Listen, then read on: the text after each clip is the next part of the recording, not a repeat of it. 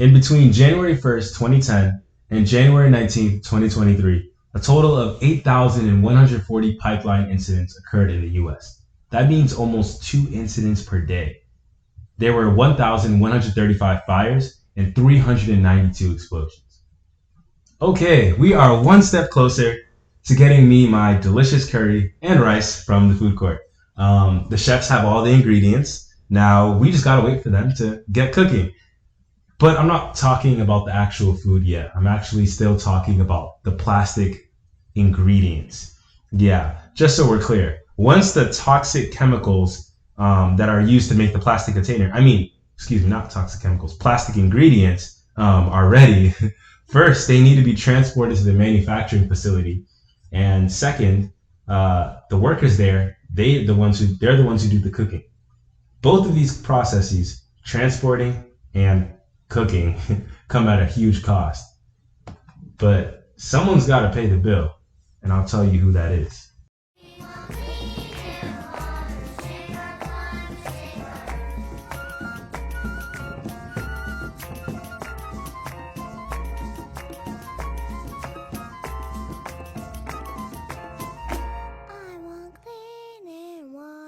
Save our climate, save our earth. Okay, I'm just going to tell you how difficult it is to transport these plastic feedstocks, which are the raw materials used by industrial facilities to make plastics. There are a whole lot of hazardous chemicals that are used to make plastics, right? And if they're not handled properly, they could quickly become public health crises. So you would think that if we're going to be transporting these hazardous chemicals, we're probably using some pretty safe technology, right?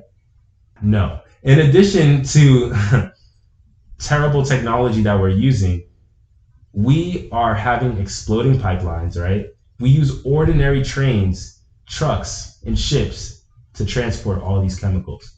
That's what we call the virtual pipeline in comparison to physical pipelines that extend all over America.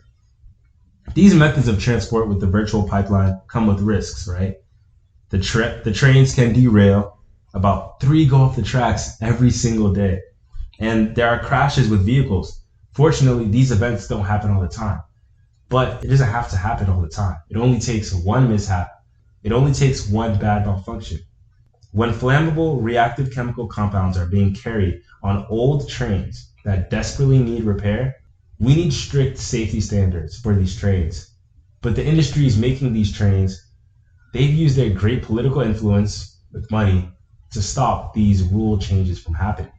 So now we have a situation where most of our trains that are carrying these dangerous chemicals are potentially modeled based on Civil War era train technology. Whoa, that's crazy. Like, we even call them bomb trains because of the chance of disastrous explosions if something goes wrong. And if you think about it, you start to really consider that all these communities that surround bomb trains and truck routes, they stand to suffer the most when there's a crash because they're the closest to the train. When a bomb train crashes, these places instantly become sacrifice zones.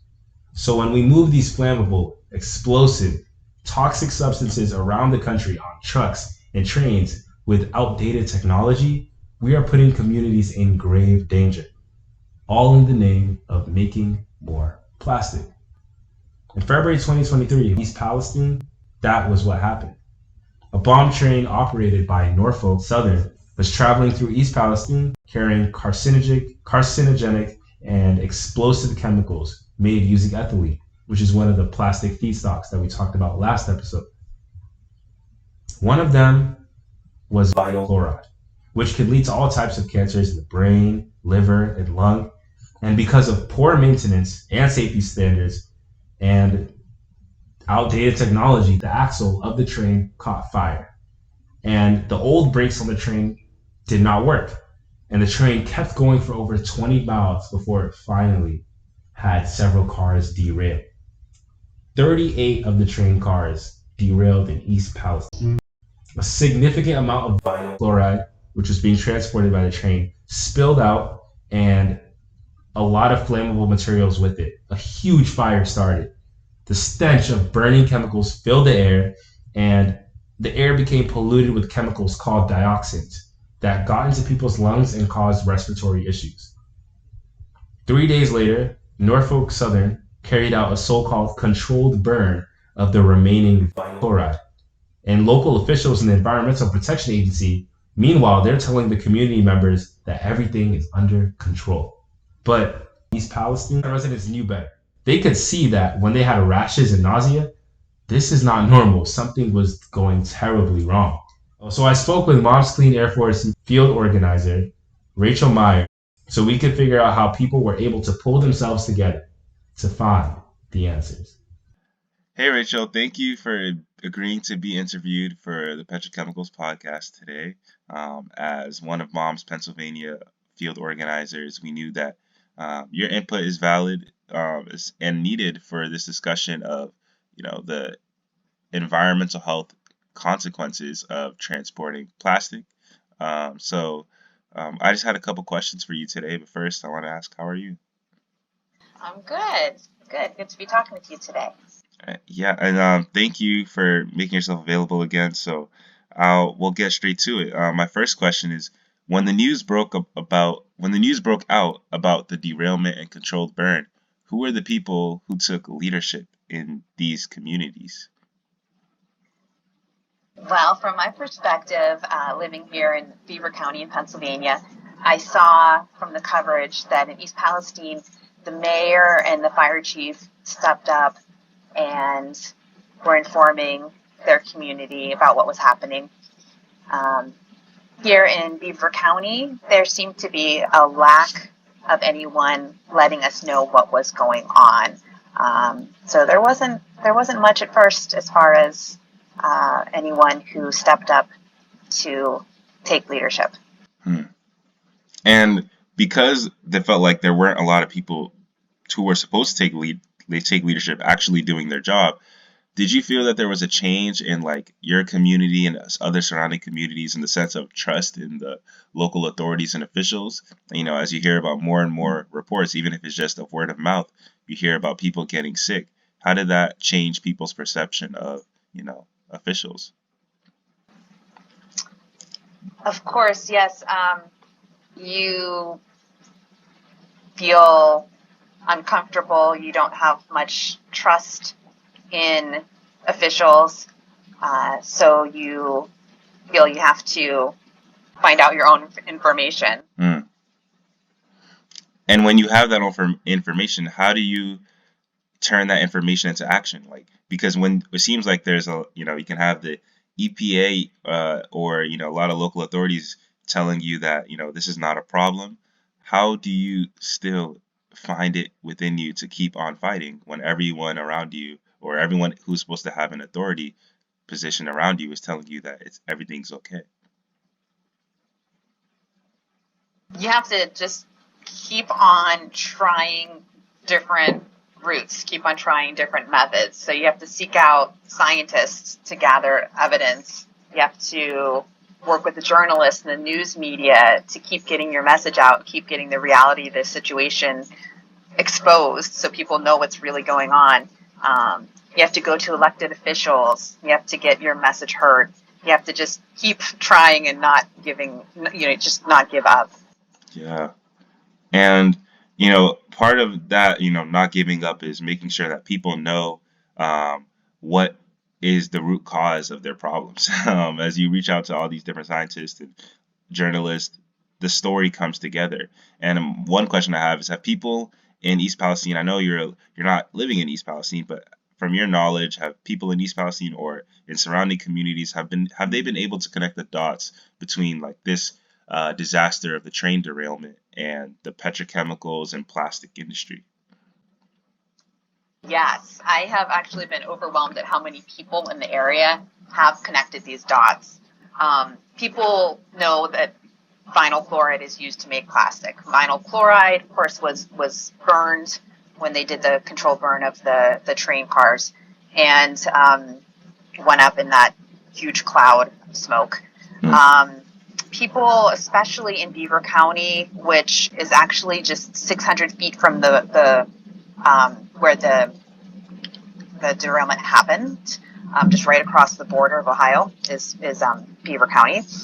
And people in Beaver County are familiar with some of the dangers of petrochemicals because Shell has an ethane cracker plant here. It's about 15 miles from East Palestine, from where the derailment happened. And that cracker plant, it takes ethane and cracks the molecules to make plastic. And they made it really obvious there. They made that connection really obvious about a week after the controlled burn of the vinyl chloride and everything from the train cars. That plant, a cracker plant, had a malfunction, and they had to burn off some chemicals. So from a stack from the plant, there were big plumes of dark smoke filling up the sky. So here a week earlier, we had that happening just right across the state border. And now we are, 15 miles in Beaver County, where everyone's already worried about everything that has settled from the plume from the derailment. Out of all this smoke coming up in the GAD. So people are just really seeing that connection of chemicals from petrochemicals from the production of plastic. Wow. Burning and sending up these toxic chemicals, settling, getting in the air, settling on the ground, getting into the water. So people have definitely made that connection. And, they're thinking a lot more about the transportation of these chemicals and how dangerous that is on our rail lines and whether it's all really worth it, whether we need all this plastic. That's a really good point, because when you start to ask questions like whether it's all really worth it, we're considering the benefits plastics make us to the physical and mental health impacts, of having these concerns of, toxic pollutants, like you said, plumes of smoke that could rise when something goes wrong on one of these bomb trains, as they call it. So I actually wanted to talk a little bit more about like mental health and resilience. How have people been able to, really show that they are resilient in spite of this event? Like, what are the community lessons that have been learned? Yeah. Well, there are so many stories of people showing incredible resilience, just people doing what they need to do to keep their families as safe as possible. There are people just coming together and being proactive, talking to their elected officials, talking to the media, participating in health studies, staying actively engaged, and I think that's probably the key for them, is that they are just continuing to take action. And as far as community lessons learned, one thing that we're doing in this area in the upper Ohio River Valley, which is one example, is that we are doing an air monitoring project that's going to keep everyone informed about air quality, so that when there is a major pollution event, communities will have a network to rely on that's separate from the government. So I think, communities are seeing how they want to take charge of monitoring their air quality, their water quality, being prepared for, if this happens again. Yeah, and that's great to hear. That, after an event like this, you can see how things are already changing and people are more willing to, come together to take control of their health. So thank you so much, Rachel, for all your answers, and I hope you have a wonderful rest of your day. Thank you. You too. Thank you. If our bomb train does get to its desired place with no issues, then we can say that our school lunch tray is one step closer to becoming a reality. Whew. But next is manufacturing. And manufacturing is not some harmless process either. When you have to actually handle these chemicals, human beings are doing that for their paycheck. Workers receive deadly chemicals and their plastic pellets of ethylene and propylene, and then add benzene, and using a technique called polymerization, they make polystyrene. And then polystyrene is the material that our school lunch tray is actually made of. So I just got to pause there because like after 2 episodes now, we're in the third episode of this series, and we can finally say that we have our plastic lunch tray. What a journey it's been. Now we can finally use it to just hold whatever we actually want to eat. The workers, though, at our lunch tray manufacturer, they make this school lunch tray possible with a terrible cost to their health. They have to pay the same bill, no matter if you're a worker at a cracker plant, a drill, or at a manufacturing facility. The workers suffer because they just want to provide for their families, but in the process, they're getting poisoned by their job. As you might expect, any pollution that the community gets from the production of plastic, the workers are getting a bigger dose of that same pollution. The result is higher rates of cancer, infertility, and nervous system disorders for workers. Again, all for a plastic lunch tray. We can only hope that the tray, actually gets reused, like hopefully hundreds or thousands of times before it's thrown away. But unfortunately, most schools no longer have dishwashers. So even when plastic can be reused, it's probably not being reused. And when it's thrown away after one single use, which is called single-use plastic, a lot of it is produced, and we don't need as much of this plastic as we think we do.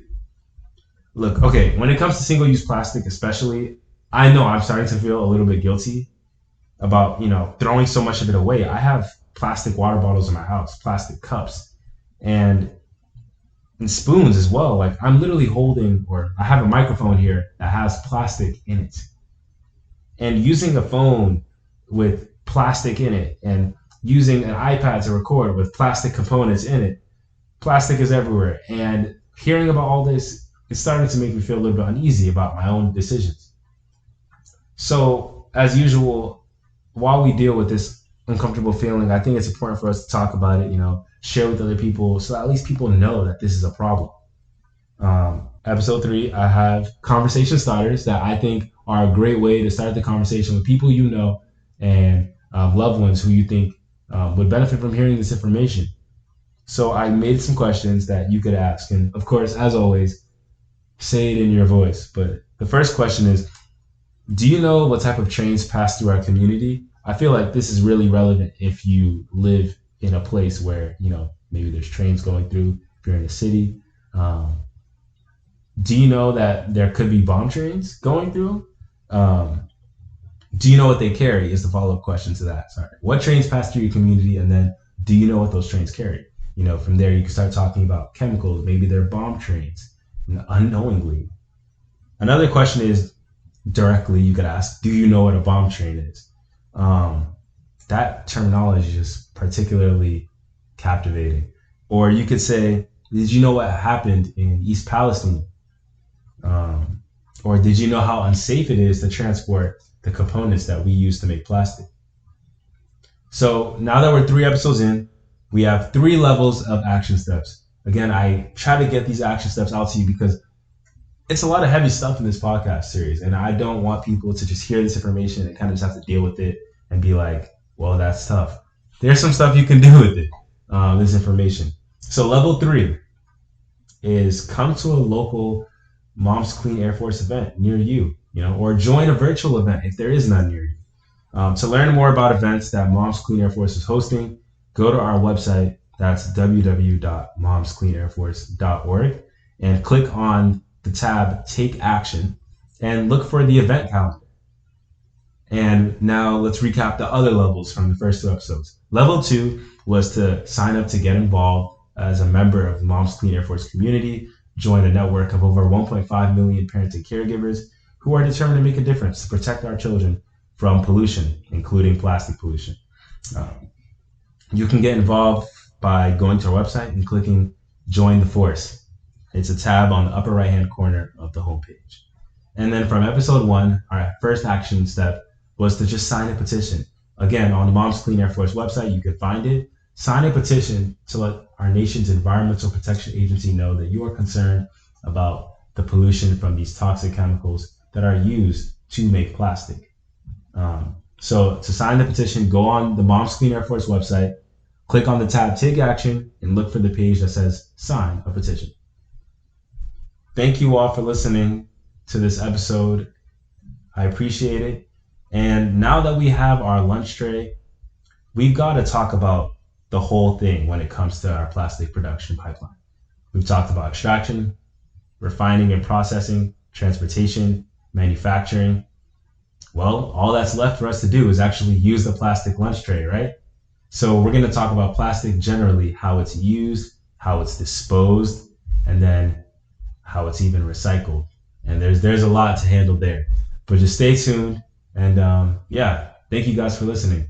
Until next time.